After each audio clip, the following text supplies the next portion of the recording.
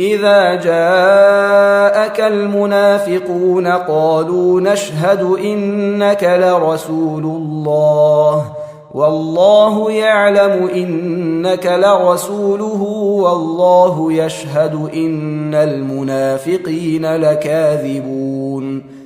اتخذوا أيمانهم جنة فصدوا عن سبيل الله إنهم ساء ما كانوا يعملون ذلك بأنهم آمنوا ثم كفروا فطبع على قلوبهم فهم لا يفقهون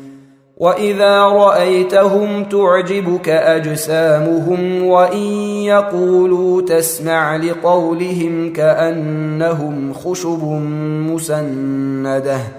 يحسبون كل صيحة عليهم هم العدو فاحذرهم قاتلهم الله أنى يؤفكون وإذا قيل لهم تعالوا يستغفر لكم رسول الله لووا رؤوسهم ورأيتهم يصدون وهم مستكبرون سواء عليهم أستغفرت لهم أم لم تستغفر لهم لن يغفر الله لهم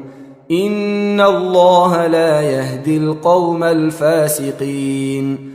هم الذين يقولون لا تنفقوا على من عند رسول الله حتى ينفضوا ولله خزائن السماوات والأرض ولكن المنافقين لا يفقهون يقولون لئن رجعنا إلى المدينة ليخرجن الأعز منها الأذل ولله العزة ولرسوله وللمؤمنين ولكن المنافقين لا يعلمون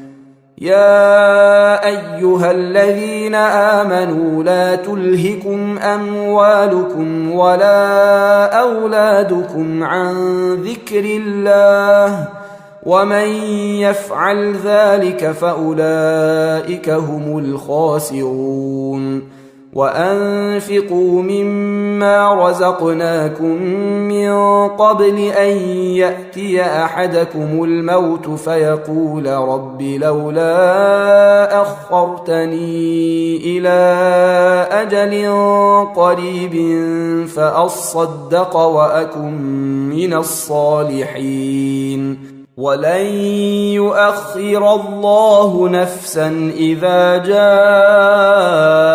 أجلها والله خبير بما تعملون